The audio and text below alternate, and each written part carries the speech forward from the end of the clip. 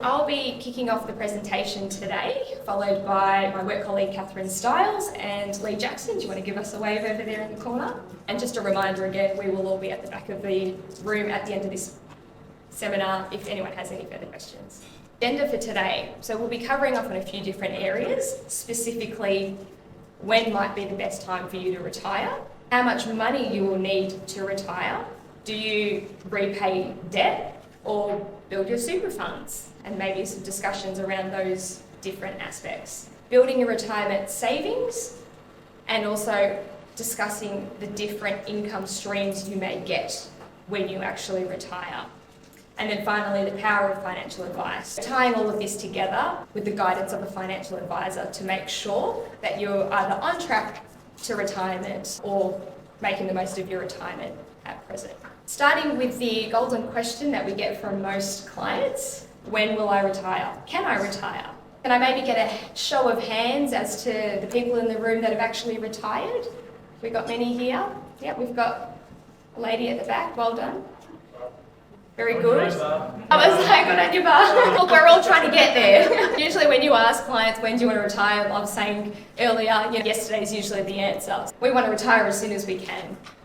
And you know what, it's something you want to work towards and make sure you're prepared for. In terms of the retirement landscape, if we look back to the 1950s, we worked for a long period of time, and at retirement, we only lived for about 3 years before passing away. So the need to plan for retirement wasn't as big of an issue back then. Whereas today, at the moment, people are retiring a lot earlier, they're living for longer, and they're spending about 1/3 of their lives in retirement. So the need for a financial plan is becoming more and more important to make sure that your super funds, age pension, all types of income streams are going to actually cover you through till life expectancy so that you can maintain your lifestyle.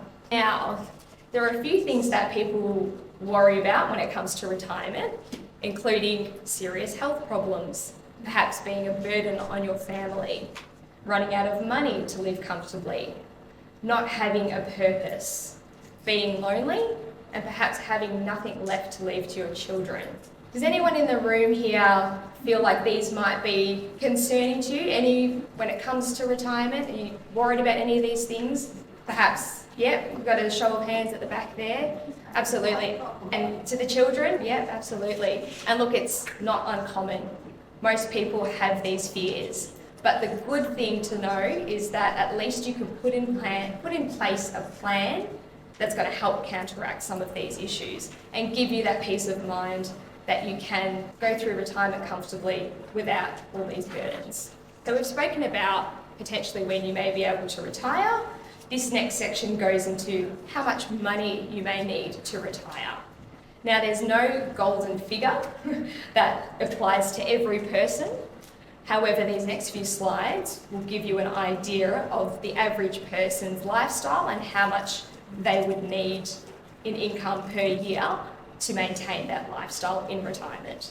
To give you an idea of retirement spending trends, this graph shows you that in the first stage, so if we have a look here, in between the age of 60 and 75, which is classified as the active phase, you're going to be spending the most amount of money because you've just retired, you're probably as healthy, in the best health that you've been in, and you're going to want to go and do all those extra activities, go on all those holidays that you perhaps couldn't do while you were still working.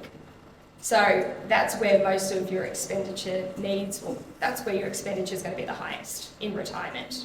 Then you've got the second phase, which is classified as the passive phase. So this is generally between the ages of 65 and 85, and that's when your expenses start to drop a little bit, but you're also reducing your super balance, which means that you may need to rely a bit more on the age pension.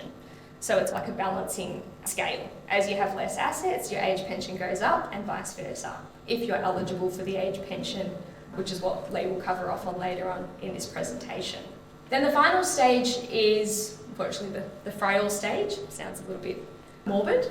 However, the reality is that between the ages of 75 and 100, it's likely that your health may decline and your medical costs increase. So that's why you can see that the drop in expenses slightly starts to pick up again at that stage. How much is enough in retirement? Once again, that golden question. Just a reminder, there's no right or wrong. It will come down to your personal situation. If we look at statistics across the board in Australia, we've got a comfortable lifestyle and how much you'll need in terms of an income.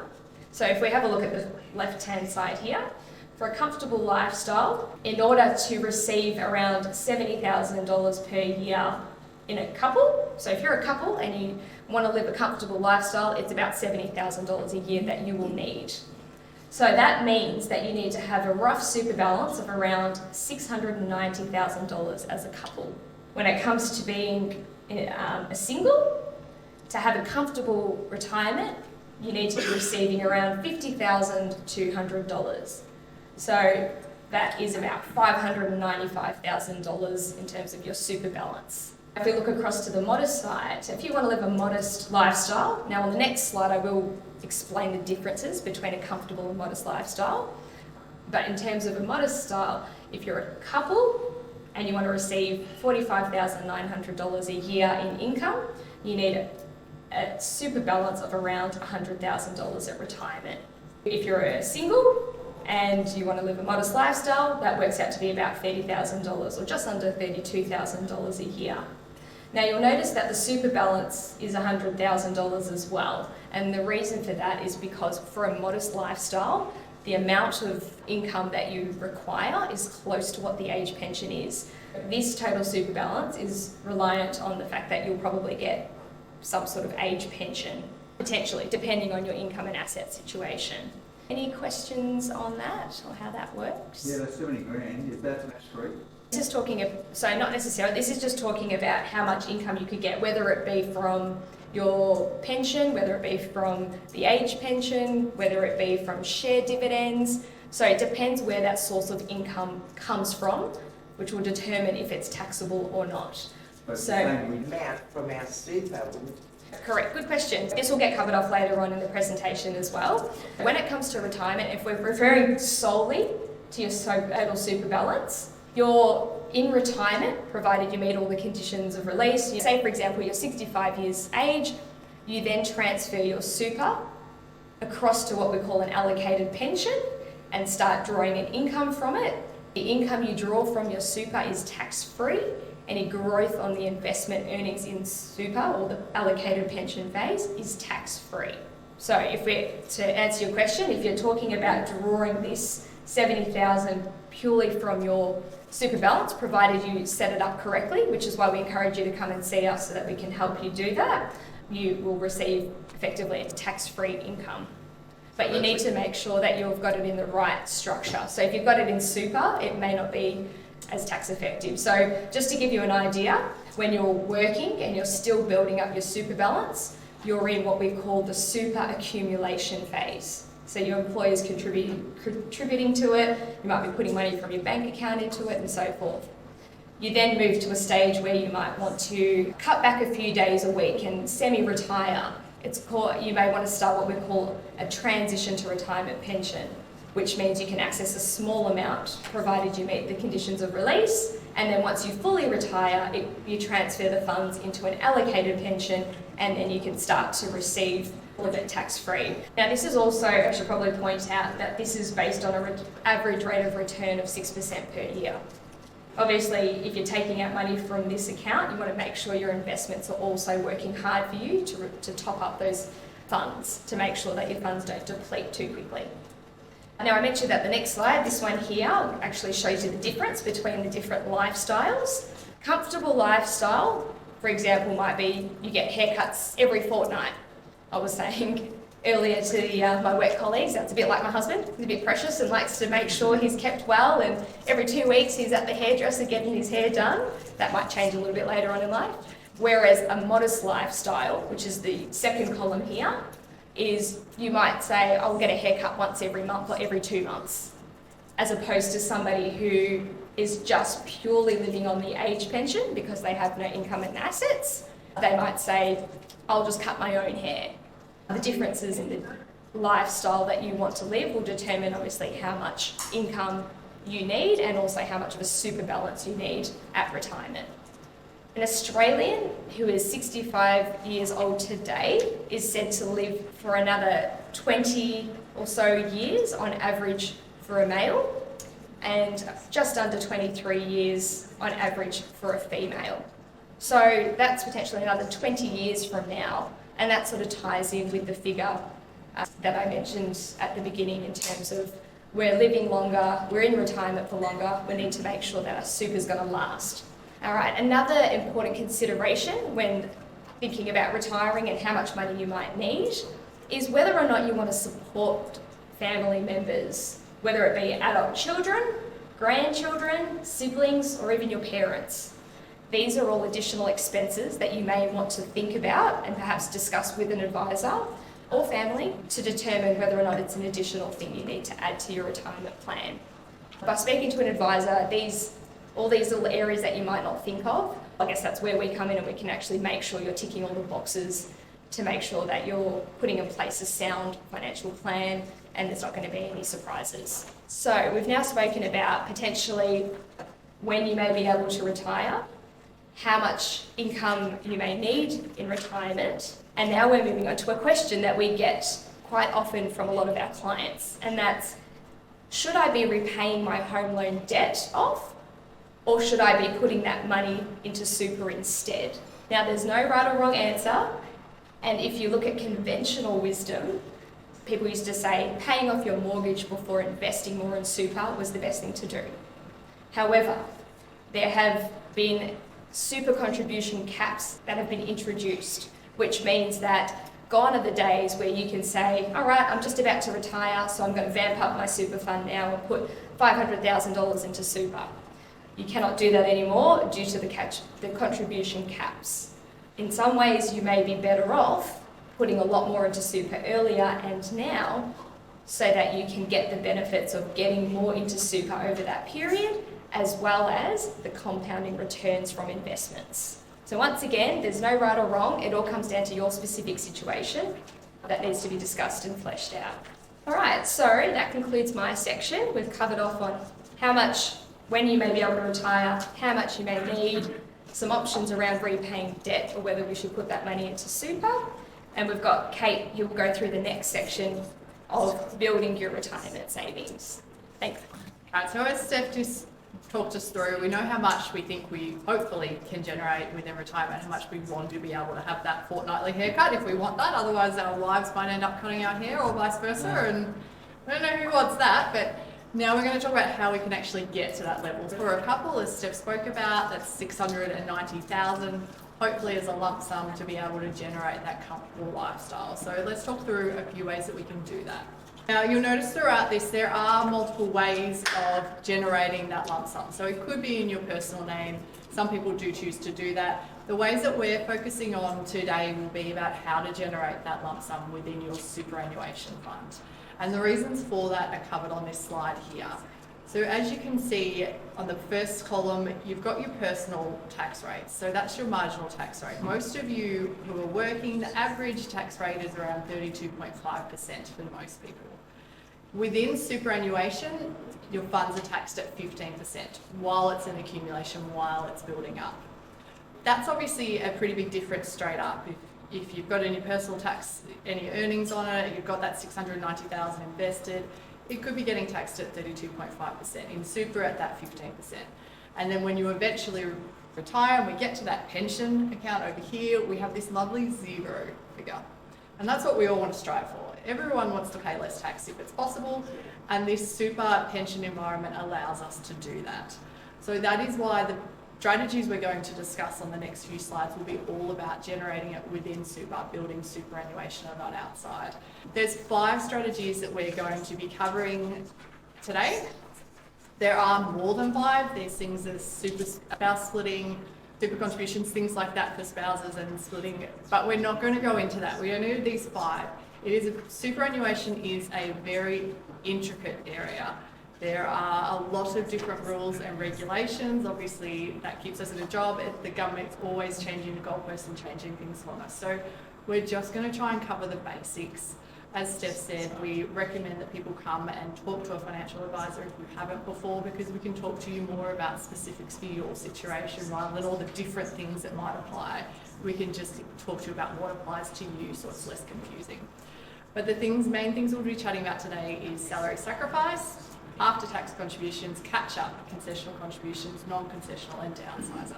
So I'll start off with the fact that the laws have changed in such a way that you can't just go through life now and meet all your other expenses, get your kids off, get them through school, get your home loans paid off, do a bit of travel, and then all of a sudden go, oh, I want to retire in 5 years, let's chuck it all into superannuation now. Unfortunately, the government doesn't like us doing that, so they've put caps on the amount that we can get into superannuation. So this slide, it just covers what the caps are. It is in your pack for later on. It is covered on the next kind of strategies I'll discuss about, so I'm not going to go into it too much.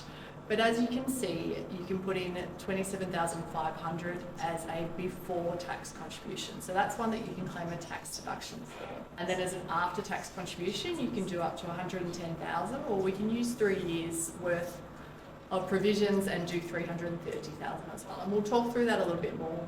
The first thing that we saw on the slide was salary sacrifice. So this is one of the strategies that's used quite widely. Hands up if anyone's salary sacrificing at the moment. That's good. I'm glad I see quite a few hands up here. This is pleasing. This is what we want to see. Salary sacrificing is, as the name suggests, you're sacrificing some of your salary to put into superannuation to save for your retirement. So when you do that, it comes out of so you'll tell your employer, they'll set it up for you. It'll get paid straight into your super, and you'll see it on your payslip. It doesn't come to you at any stage. So it also takes out the temptation for some people. They see 10,000 build up in their bank account and they go, oh, I've got 10,000 here. That's really great. Let's go on this holiday, or let's buy this new TV, or let's do this. It takes that away from you as well. It's more forced savings as well, which helps. But there was also, once again, this tax effectiveness that we can see up here. So contributions, when you put them into super, as a salary sacrifice, you have to pay 15% tax on that amount as it goes into superannuation. But if we remember, as we talked about before, the personal tax rate, if it had gone into your personal name and you've been taxed from your employer, then you could have been paying up around 32.5% on those same funds. So it's still a tax saving, even though you are paying tax going in. Now that annual cap, as you can see up here in the corner, that does include, if you're employed on an employee basis, your employer will be making mandated 11% contributions on your behalf to your super. That is included in that 27,500 cap. So that's your financial year cap. That is included in that, and that is something to be mindful of. And then underneath in that kind of blue box, we talk about the fact that some people might not be employed as an employee. You may be self-employed. You may just have a lump sum and be under 67 and want to contribute to super. You can do that via a personal deductible contribution. So same thing, you've got that lump sum, you talk to an advisor or talk to your super fund, they can give you the codes to put that into superannuation. And then once again, you can claim a tax deduction on that. So it reduces your taxable income from whatever you put in. That is another way of doing it. You can see up here though, as I said before, there's traps everywhere with this kind of stuff. It is a bit of a minefield. We can mention as much as we can, but you can work and contribute up to age 74 now, even if you're not working. However, you are still required to meet this work test, so 67 to 74, if you want to make that personal deductible contribution and claim a tax deduction. And another thing to mention as well is when you're claiming a tax deduction, you need to have taxable income to offset that against. Your taxable income is only $10,000 and you want to claim a tax deduction of $25,000, let's say. That's not going to work. You can only offset what you actually need to from that perspective. And when you do that, it then is counted as an after-tax contribution, so you can run into trouble with that. So once again, that's when we suggest you talk to a financial advisor to seek some more clarity about what works for your situation. This is just a little example of salary sacrifice. I've just done $50 per week for this one. Most people do choose to do more, but with cost of living and everything else going up at the moment, the best advice we give you is to start somewhere. So we've just looked at a base example of doing $50 per week. This particular person is earning $80,000 per annum, as we can see here. This line here, they're not salary sacrificing. This one here, they are. So if we look at the big difference, obviously down here, is you've got your different tax here. So they're salary sacrificing this, but they're paying less tax because of that 15% versus your marginal tax rate. That means at the end of the day, they're putting $50 into superannuation per week, but they're only going down $33 per week from the actual amount that goes into their pocket. So there's not that much of a loss. But the big bit here to look at is the net amount into super. So it increases by around 24%.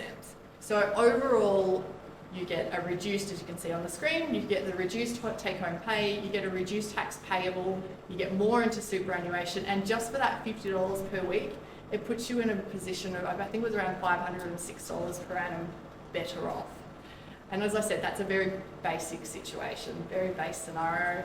If you're looking at doing more than that, then that's obviously going to be a bigger, greater saving. If you look at that over a 5-year period with compounding interest, that's going to snowball and get bigger much quicker.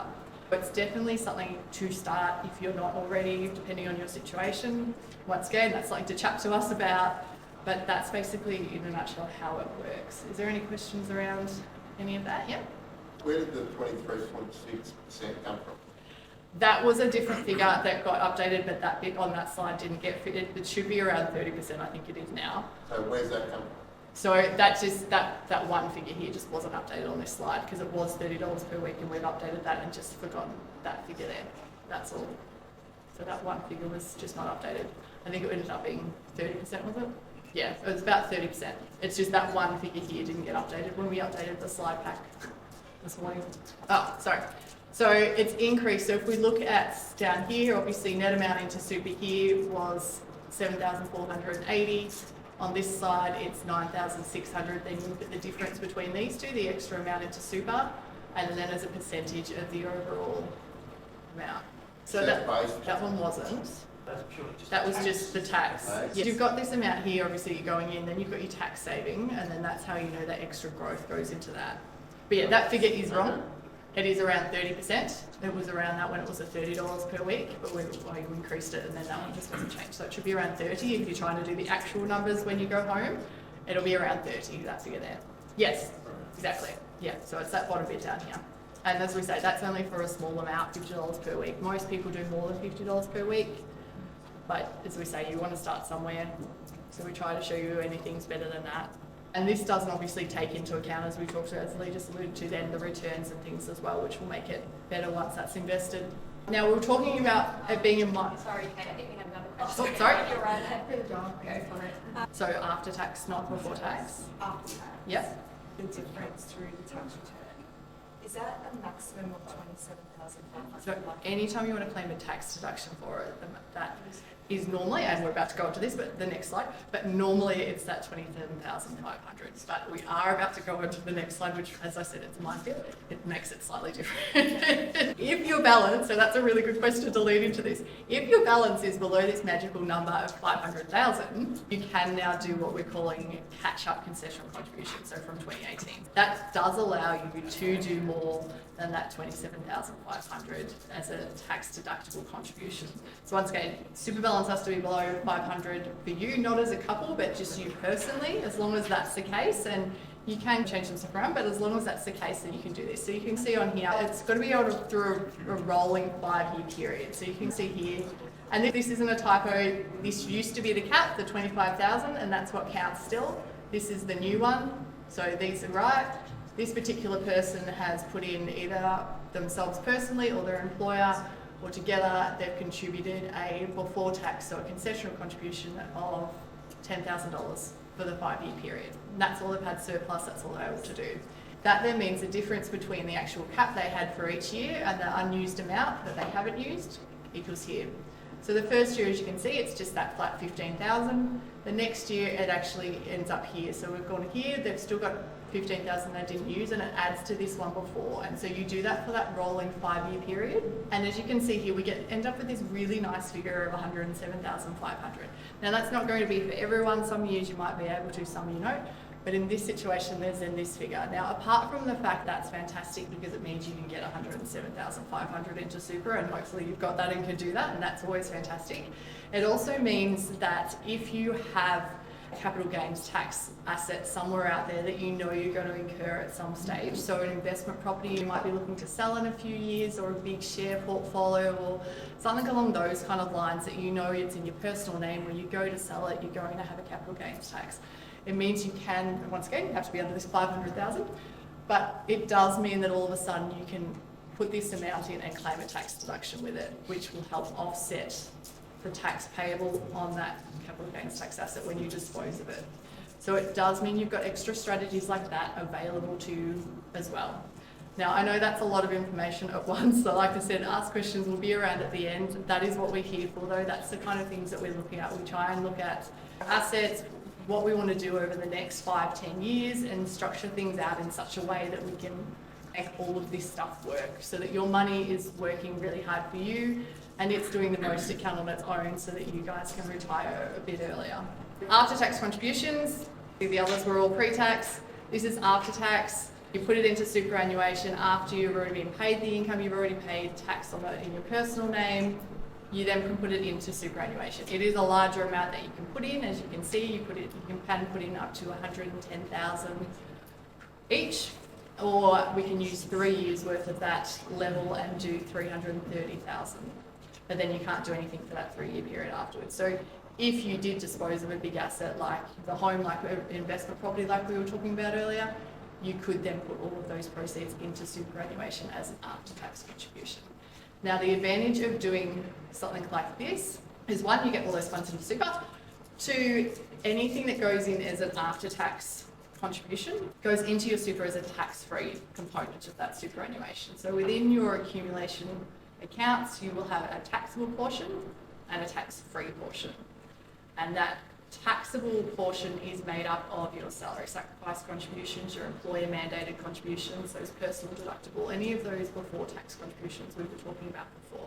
What that means is when it passes to your spouse, it normally just passes along tax-free, when most people then leave it to their adult children who are non-tax dependents, and it's then taxed at 17% on that taxable portion of your super. Most people's super is made up of those pre-tax contributions. So most people's made up of your employer contributions and things. Let's say 80% of your super balance, when it passes to your adult children, they could potentially pay 17% tax on it. There are ways that we can structure things. There are strategies we can do to minimise that amount that is in your super as a taxable portion, make it tax-free. We can play with some things and massage some strategies to help out so the kids don't pay that. And once again, that's what we're here for. It's quite complicated to go into in a 1-hour session, so we won't. But ask us, come and see us for that meeting, and we can talk through those kind of strategies if that sounds like something that you would like assistance with, so that your kids aren't having to pay as much tax on your hard-earned money. Another thing underneath that you'd see here is we've talked about government co-contributions. If you are earning, and this magical numbers here, if you earn less than 43,445 and between, so then you get, if you put in $1,000, the government will match it 50 cents to the dollar. So if you put in $1,000 as an after-tax contribution, so a non-concessional contribution, the government will match that and put in $500 if you earn under this magical number here. If you earn over this number, they won't put in anything, and if it's between, then it's on a sliding scale. So it's just another kind of bonus that you can get if you find that you're under that, or your kids are, your young kids or something. If they put in $1,000 a year, government gives them $500. It's just another kind of thing to be mindful of. And you'll notice that when I was talking about contributing lump sums into super earlier, I was talking about investment properties and share portfolios, things like that. I didn't actually mention the residential house at any stage. That is, as you can see on the screen, because we now have a thing called a downsizer contribution to super. Has anyone here heard of that before or utilised it? Yep. There's a few people who put up their hands. There are restrictions on it, so as you can see here, you must be over the age of 55. You have to have owned the home for 10 plus years, and a few other things that I won't go through because it's on the screen for you. But basically what it means is if you sell your primary residence, you can put in up to $300,000 yourselves, and the same for your partner as well, of the sale proceeds into your superannuation. Now, it doesn't count towards those caps that we were talking about earlier, so it doesn't count towards that non-concessional cap, which means you can basically just get that extra amount into superannuation. So it's just Another way that you can get lump sums into superannuation quickly as you approach that end of your retirement period. Is there a time limit on that? It's within 90 days, so there is that as well. And you can only claim it once as well, which is another thing to be mindful of. So sometimes if people have the residential home and they've also got an investment property and they know they're going to move to that investment property at some stage and turn it into the residential home and it's worth more, you can have that discussion about whether or not it's worthwhile claiming it on that first house when they sell it or on that second house if they've met the requirements and had it for more than 10 years and things as well. Any other questions on that? So I've covered how to build your super in a few ways. As I said, there's a lot more than what we've gone through. Mindful of the time, Lee's going to say what we can do once we get there. Thank you, Kate. My name's Lee. Earlier on, I think it was only one person that put their hand up. You're the only one that's retired. Okay, so this next part is all going to be hopefully fairly new to you all, and hopefully you'll get some information out of this. But what I'm initially going to go through is cover off exactly where your income comes from in retirement. As advisors, we get a lot of questions talking about asking the question, when I get to retirement, what am I going to receive? How much do I need? Steph's already covered the topic about how long you'll be in retirement, how much you'll hopefully have to spend in retirement as well. So what I'm going to do is just cover off the three main areas of income sources when you get to retirement. First one is basically superannuation-based income. You've heard of allocated pensions, you may have heard the word pension streams, annuities as well, lifetime annuity, term annuities. Second type of income stream you can likely have is income from things like term deposits, cash, term deposits, share dividends if you've got some shares, you may have a rental property. Anybody here got any investment property? So you're well aware of the rental income that comes from that. And the third source of income you have in retirement can come from the government, which is basically age pension. So age pension, carers pension, and also disability support pension. I'm going to put up there, so before you turn over the pages on your sheets, because it will have the answers to all these as well, but I just wanted to go through some sources of income. So this was a study done a while ago, asking people over the age of 60 where their principal source of income comes from in retirement after the age of 60. So we've got the four main areas, or the three I've just covered: the superannuation income, investment income, and government pension, so age pension. There's also another fourth criteria that's basically no personal income, and that's for people who are maybe over 60 and not getting an age pension or not getting a superannuation pension, or maybe relying on their spouse for their income. So if you look at the percentages of where people get their principal source of income, does anybody want to have a guess of which figure, without looking down at your sheets of the answers there, but does anybody have a bit of a guess about how many of the population over 60 have superannuation as their main source? Is it 70%? Anybody think that? No, not as high as that? Is it as low as 5%? Is it possibly 16? All right, well done. If you've looked, you don't get any prizes or anything like that. But yeah, only 16% of people over age 60 have their principal main income coming from superannuation. If we go through the rest, if we just click through, so income that's derived from, again, rental income from your investment property, cash from the bank, share dividends, that only makes up 9%. The biggest one is obviously the government pension. So a lot of people, when they get to retirement, their main source of income comes from the age pension. And I'll go through exactly how much age pension is in the next few slides. And obviously the last one is 5%. So now let's have a look at moving over to exactly how do you access your super. So Kate's spoken about ways of building your super, salary sacrificing, non-concessional contributions, all those wonderful ways of building your super. But when you get to the retirement, when can you actually access your super? This table here just basically says, well, it depends on when you're born. Looking around the room, if you fall into the category down the bottom there, if you're born any time after the 1st of July 1964, you have to wait until 60 before you can actually meet what's called a condition of release. Any time before 64, again, it's a sliding scale. Currently at the moment, the preservation's 59. If you do the maths on all that, if you're 59, you can actually start to access your super, even if you are working, which I'll cover off in a minute as well. When we get to talking about how do you access your super, if you've met the condition of release, if you've met that preservation age, most advisors will talk to you about converting your super into an account-based pension, or what we still know as an allocated pension. So it started from superannuation money. Is everybody aware of allocated pension? Hands up if you aren't. Barbara, I know. Yep. If you're aware of the benefits of them, I'll just go through those now. So like your superannuation, your money's invested in whatever investment option you've chosen, whether it's something conservative, whether it's something aggressive or something in between. So like your super, you've got choice on where your money's invested, and you can also choose how often you want that regular payment. So if you say, look, I'm happy to get a monthly payment, the advisor will set up your account in a way that basically every month you get money paid into your bank.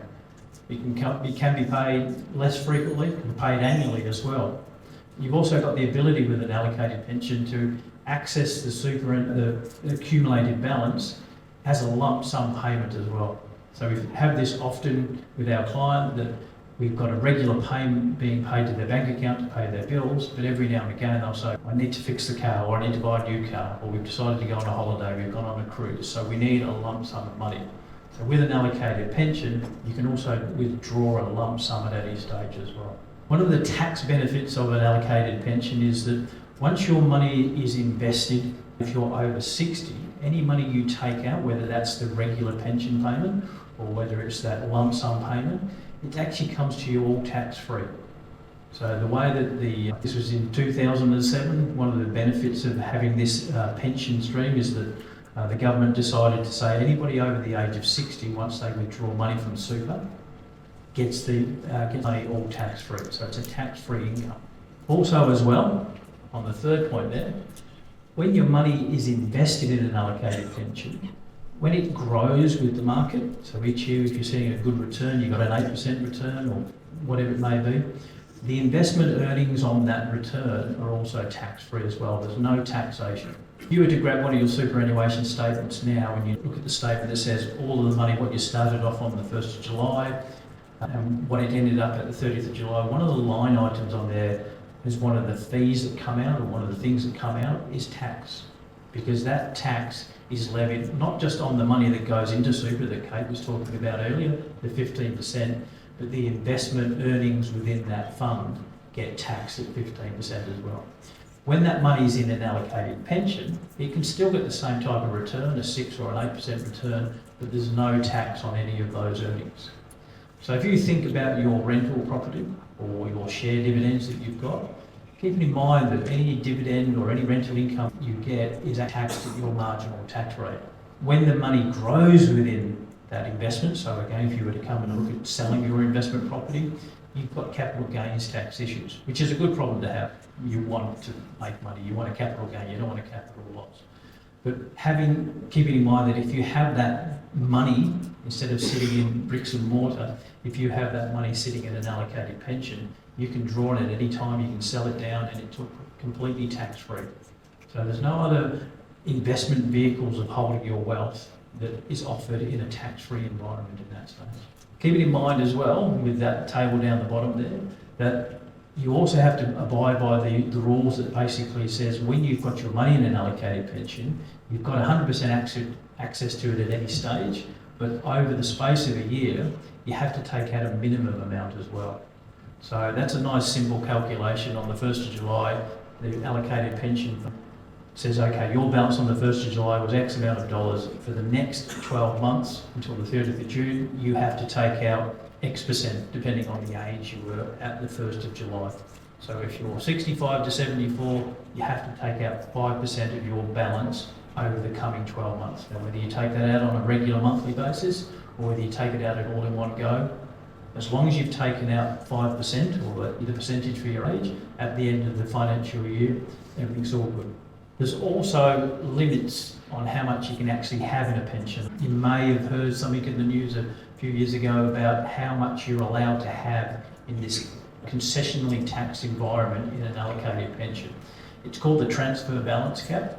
It's a problem if you've got over 1.9 million that you want to have. And it's a pretty good problem to have, but basically anything above 1.9 million, you can no longer have it, or you can't start your pension with more than 1.9 million. It can actually grow above that, but when you start your pension, you can be no more than 1.9. Anything more than that has to stay within the superannuation accumulation phase, which has that 15% tax environment as well. Any questions on that? Person? 1.9 million per person, right? Per person, yes, in So total. you mean in total, as a couple, you get 3.9 million? Yes. And that's the sum total of all the accounts. So quite possible as advisors, we have multiple accounts for one person for different tax reasons and so forth, but it's the accumulated balance. Another question is, this is converted from 60 years old, and how do you actually get the money into, you have to convert all your income and into super first to convert this money? Or can you contribute later on? No, you can't contribute directly into an allocated pension. You can only contribute into the superannuation first, and then as the advisors, we transfer that across into an allocated pension. If at any stage you come into further funds or you decide that actually you want to go and add more money in, we have to basically commute it, roll it back from an allocated pension back into superannuation, contribute into super, and then roll it back into a new allocated pension.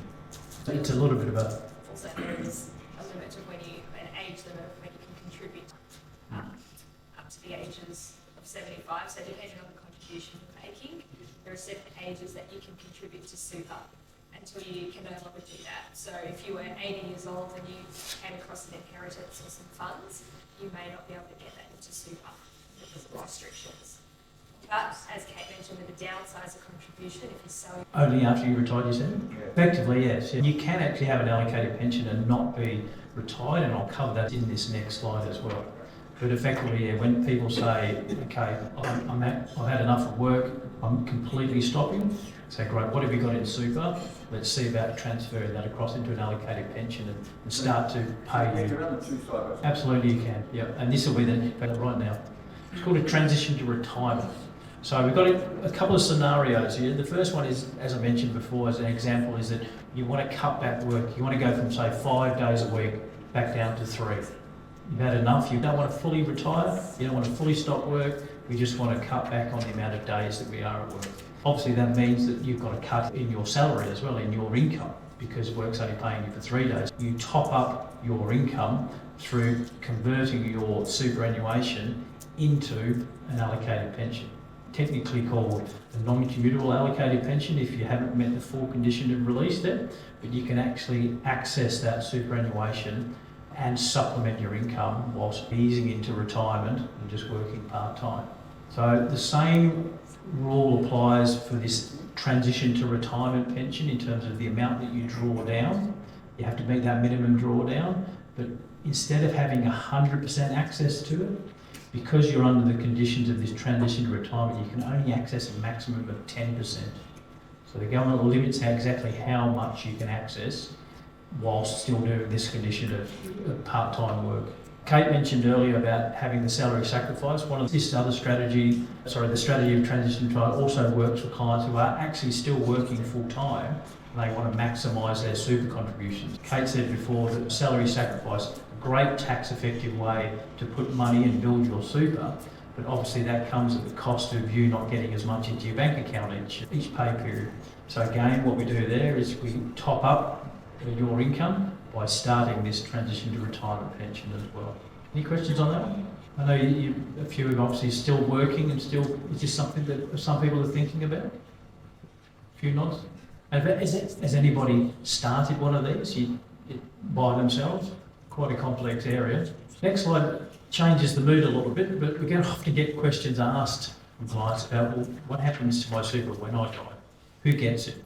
There's a lot of concerns that if people don't make a nomination or they've got the wrong nomination on their superannuation or their pension fund, they don't have a nomination, they sometimes think that money gets left to the government. Does the government get it? The short answer to that is no. It always goes to your family, to your next of kin, assuming you've got next of kin. But basically, under the rules of superannuation, because it's set up as a trust structure, the trustees of the super fund are the ones that are legally bound to pay your superannuation to the right people, to the right superannuation dependents, and also to the right tax dependents as well. So when we talk to our clients about making a nomination, there's a couple of ways of who we nominate. You can either nominate a specific person, so your spouse, You can also nominate more than one person if you've got other people you'd like to, but we sometimes shy away from that because there's some tax issues about money being left to non-tax dependent adult children. A lot of people think, I'll leave it to my kids, but your kids are now adults. And the problem with that is that once that money gets paid to the adult children, there's a whole lot of tax that needs to be paid on some of the components to the tune of 17%, not 16.5%, not 17.5%, 17%. So the nomination is who do we leave it to? So we're not solicitors, we can't give you the legal advice on this, but we know that leaving it to the spouse is one of the preferred ways, or if not to the spouse, you leave it to your estate. So what's called your legal personal representative, your LPR. And that's basically that you saying to the trustees, if I pass away, pay the money out into my estate, and that I've got a will, let the will handle it to make sure that it gets paid to the right people. Under the nominations, whether non-binding or binding, just to explain that a little bit more, a non-binding nomination is where the trustees say, okay, the person who's passed away has said they want to leave it to their spouse or to their estate. Before we pay it to them, we just have to make sure that is the best, or that's the most appropriate beneficiary for that nomination. And because it's non-binding on the trustees actually then have to write to the next of kin and the potential beneficiaries for them to sign off that they're quite happy for the money to be left to, say, the spouse. Because of that extra time involved, a non-binding nomination just makes things a lot more time-consuming, and it can span out over the space of months. Whereas if you do leave a binding nomination, because it's a binding obligation on the trustees, if the super fund says that it's been left to the spouse or left to the estate, then the trustees will have to pay that to that person. As long as the spouse is still alive, your estate is always there, so the money will get paid to that beneficiary. Question? We've got an accountant in the room. I'm looking at that man over there. Look, generally, it depends on who is the beneficiary of that money eventually as well. It's sometimes how you say, the tax, as you're probably well aware, that the tax office tries to close every type of loophole and make sure that they get their fair whack of tax as well. But yeah, if the money's left to the adult children, eventually they still pay that tax on that super part of it as well. Can SI get around its very small benefit of the Medicare? Thanks, Brett. I think we all know that when it comes to the tax man, that all the loopholes and all the things you're able to do are now closed. All right, so that's basically talking about superannuation as an income stream in retirement, about how to access it. So let's talk about that other income stream that we said earlier that represents 70% for people of their principal source of income. So age pension, so what is it and how much and how does it all work? So at the moment, if you're a single person, not a couple, but a single person, the maximum age pension that person can get is just under $1,100 a fortnight, which is, over the space of a year, $28,500. So not a lot to live off, and that was what Steph was saying earlier about how much can I have in retirement to live off as a comfortable retirement or as a modest retirement, keeping in mind that a modest lifestyle requires an income of around about $32,000. A comfortable lifestyle can be all the way up to $50,000. Looking at a couple, same thing applies as well. The maximum rate that they can get as a couple is just over $826,000, which is around about $43,000 combined as well. Now, don't be confused, because we sometimes have a husband and wife that they reach age pension at a different age to the other one. That doesn't mean you're classed as a single age pension recipient. You're still classed as a couple, and all your assets and income are counted together as a couple, but effectively you'll come under the couple rate there as well. So the eligibility for age pension, how does that work? Like super in terms of when you can get it, it depends on when you're born. If you may remember, females used to be age pension age at 60, and then that slowly moved up to 65 to meet up to the same level as men. Now 65 has now been pushed down to 67. Common misconception a lot of people have is that they think that because in the media people talk about 67 as the retirement age, that you can't retire until 67. You can retire whenever you want. Whether you've got enough money to retire is another thing, but retiring whenever you want is different to reaching age pension age. So currently at the moment for most people it's 67 years old, and when you get to 67 that's when they apply 2 tests. So I'll now explain that. It's called an income and an asset test. So the first test is the income test that we look at, and It's basically a sliding scale. Centrelink say, give me a list of all your assets and all your income that you currently receive. When they look at the income, they say they don't actually care how much money you're receiving from, say, your term deposits. They don't care exactly how much money you're getting from your share dividends. They use that asset figure and they pretend it earns at what's called a deemed income, which are those figures down the bottom. So you can have all this money sitting in shares in the bank and also your superannuation or your allocated pension. They don't actually care exactly how much you get from it. They just pretend it earns interest at those rates. So as a couple, the first 100,000 of your assets, your investment assets, is deemed to earn 0.25%, and then anything above 100,000 is deemed at 2.25%. So you could be earning 6% in your 8%, you could be earning 4% in your term deposit. They basically say that we don't care how much you actually earn, we're just going to pretend it earns this much. You may also still be working, you can still do a little bit of part-time work whilst you're in pension age, and they will count some of that income above a certain threshold. But the bottom line is that when they look at all of your income that you receive, plus the deemed income, as a example, if you're for the fortnight, if your income is more than $360 for the fortnight, or up to $360, you'll get the full age pension, which is at $826 per fortnight we mentioned before. As soon as your assessable income goes over $360, all the way up to $3,666, you'll get a sliding scale of age pension. So if you're right on the very upper limit, that's when you basically get $1 or $2 in age pension. If you're somewhere in between, again, you're on that sliding scale. So that income test is the first test that they apply, and that will determine how much age pension are you able to get. Then they also then apply the assets test. And similar to the income test, it's a sliding scale. So again, let's look at a couple. So a couple combined can have up to $451,500 in assessable assets. But what's an asset?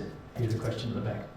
What's an asset? Basically, the asset value is everything you own effectively except for the value of your home. It can sometimes, with other exceptions, it can also include, not include, I should say, your spouse's super. So let's say you've reached pension age, but your spouse hasn't. Their superannuation balance isn't included in the assets test.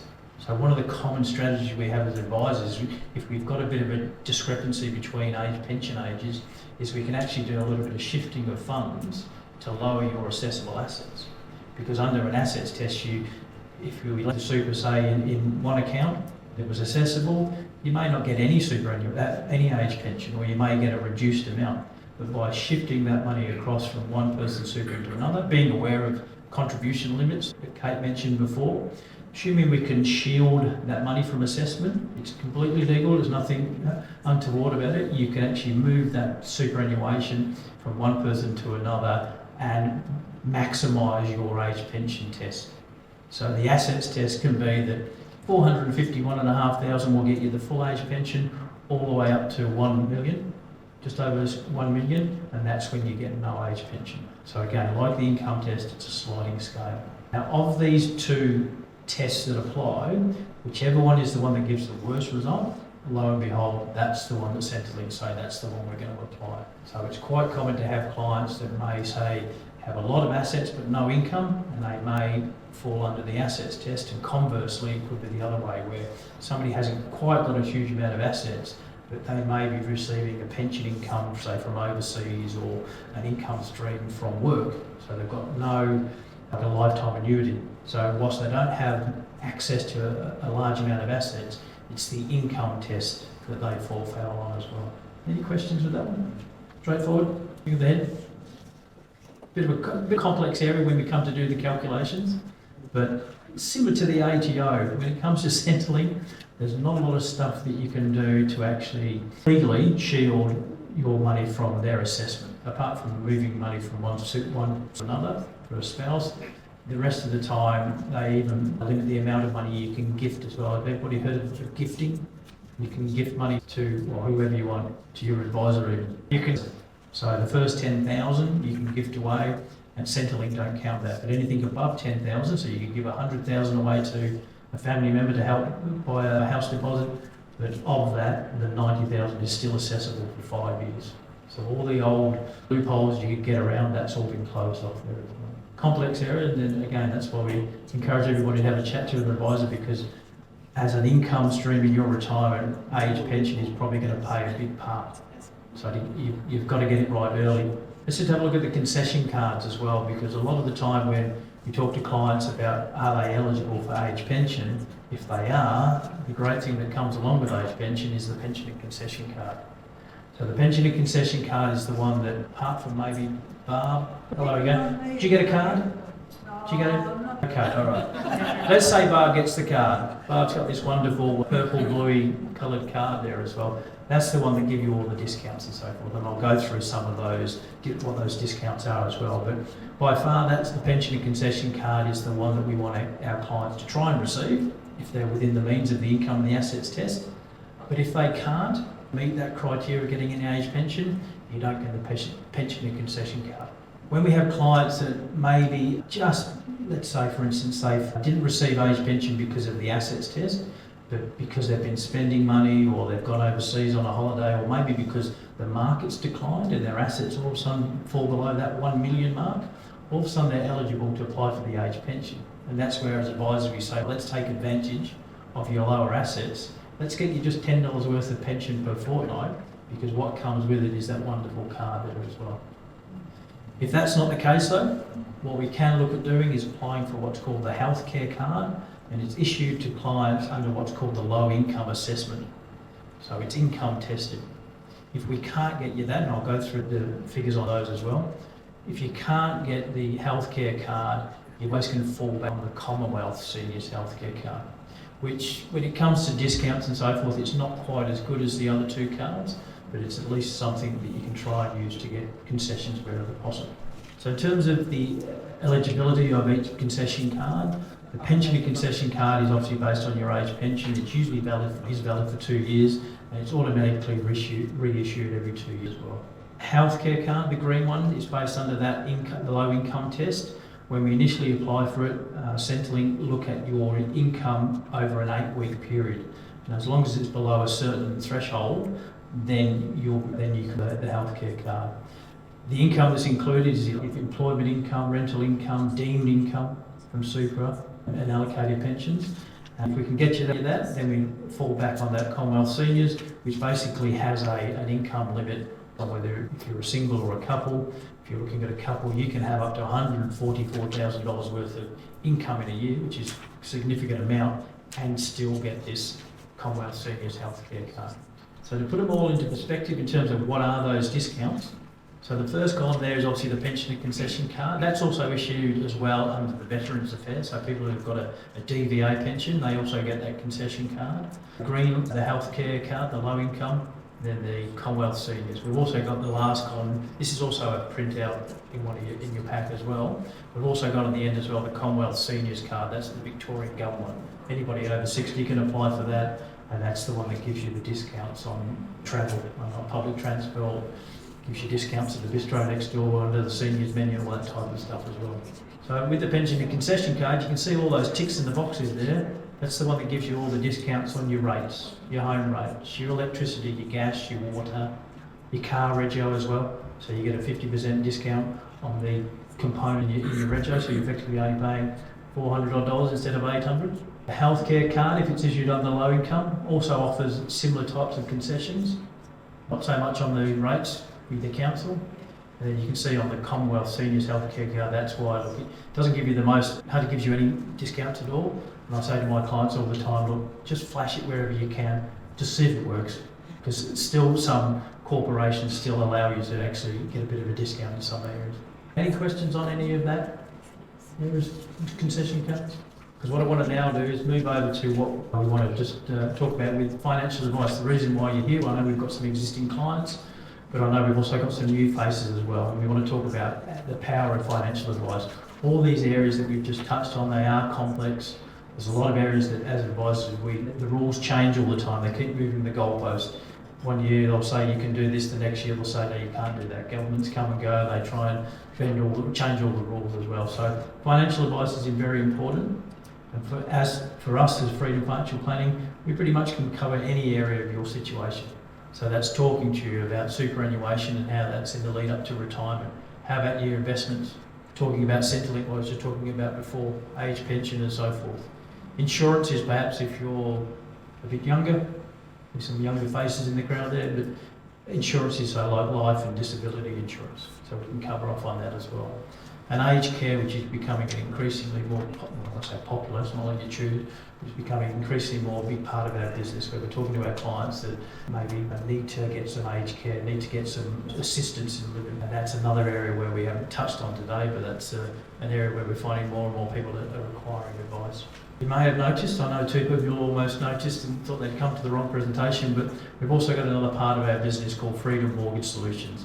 Sean, who's not here at the moment, I think he's actually up signing up loans at the moment, I'm not too sure, but he's not here at the moment. But another part of our business is if you sign loan and you're looking to get it refinanced, or maybe you've got your sons or daughters or even grandkids looking at buying their first home, in the pack you'll see one of the little green flyers there. That Sean little flyer. By all means, we encourage everybody to have a chat to Sean. It's always worthwhile. In the last 12 months or more, with home loan rates increasing quite significantly, a lot of people are looking to refinance to try and minimise that. We went from 1 or 2% to all of a sudden 6 or 7% in terms of rates. Sean's the man when it comes to looking at refinancing. When do you look at, again, mentioning that we've got a few different ages and faces here, that when do you see, when's the best time to see an advisor? Really the best time is always now. Don't leave it until you're getting closer to retirement thinking, oh, the next few years I'll start talking about maximising super. You need to start thinking about it now. The earlier you can act on any kind of advice, the better it is for the future. So whether you are in the early ages of 20 to 30, and again this also applies to your kids or grandkids, keep in mind that their situation, they may need to talk to an advisor about all those different areas of their situation, all the way through to where we are talking about retirement from the 60s and the 65s as well. So if you were to come and see an advisor, what do you expect? If you've never seen an advisor before, our business is all built around our ongoing advice to all of our ongoing clients. I know Barb's been with us for a while, Barb. Ryan, you've known Ryan quite a few years. And our ongoing advice service is probably the most important part of anybody's advice journey, because once we put something in place, you need to tailor it and make sure it suits your situation as your life changes as well. So when you come to see us for the first time, our first meeting, Steph mentioned it earlier on, there's no cost, there's no obligation, there's no high pressure sales by any means. We just want to sit down, get to know you, work out where we can help you, and you need to make sure that you're comfortable with working with the advisor as well. We do have a fee once we take it to the next step. So if you were to say, yes, I'm happy with what you've got to say, I like the ideas of doing A, B and C, let's talk about taking to the next step of getting formal advice. And that basically is where we then go away and say, we'll charge this amount of dollars to provide a strategic advice plan. And we go away, do all the background research, working out what's the best thing. Should you be salary sacrificing more? Is a TTR strategy important for you? All those strategies we've spoken about, plus more, that's when we sit down and work out what's the best thing for you. We then put that together in what's called a statement of advice. It's a nice thick plan that's literally 50 or 60 pages, thanks to the government over the years. What used to be a simple thing of let's do this and here's a few forms has now become war and peace in terms of the advice document. So once we prepare the plan, we put it together, we obviously sit down with you and go through it. We then implement it, we do all the forms, many forms. We don't expect any of our clients to do. That's all part of our service, including Centrelink as well. So nobody likes dealing with Centrelink. Certainly we don't like dealing with Centrelink, but we do. But basically we handle all of that part of everybody's situation for them. Once we've got it in place, again, building on this ongoing advice structure, we want to make sure that your situation is reviewed. So at least on an annual basis, possibly even every 6 months, could be even every quarter, depending on your situation, what's changing over the city. We need to meet with you and make sure that what we've implemented is still appropriate for you. Again, governments can come in and they can change rules. They can now say, we can now do this. So then again, we go back to our clients and say, let's look at reviewing what we've done previously, because maybe we need to change something in the future as well. So that's us in a nutshell. So I want to thank everybody for coming tonight. I know we've covered a lot of information. And before you hold your applause, you may have noticed the young gentleman down the front there taking a few photos. And I did say to Steph before that it would be great if we took a photo for our social media, because we always like people to leave us a Google review or get onto Facebook. for the older people. But we want to make sure, so if I can get everybody to just give me a wave while I give that hand up. Thank you. Come on, thank you for bearing with me on that as well. Sorry, let me just recap as well, just to mention what we've got there in the packs. We've got the feedback forms. Most importantly for us, we're always loving to hear the feedback on our presentations where we can improve what we did well. Also as well, on the bottom of each feedback form, the very bottom, you'll see the tick boxes. What we'd offer to all of the new people is that if you'd like to sit down with us and have a no cost, no obligation, just a chat, by all means tick the box, we'll be in touch with you. One of us three will be giving you a call and we can sit down and go through your situation as well. And I mention again as well, please feel free, you've got the information in the packs there. If you've had a good time tonight, by all means, leave us a good review. We always offer that as well. If you're on Facebook, by all means, do that as well. Thank you. If anybody's got any questions, you're more than welcome to shout them out now, or grab myself, Kate, Steph, or even Mark sitting in the back there as well. We're all advisors, we can give advice, so by all means feel free to ask what you've learned. Thanks for coming.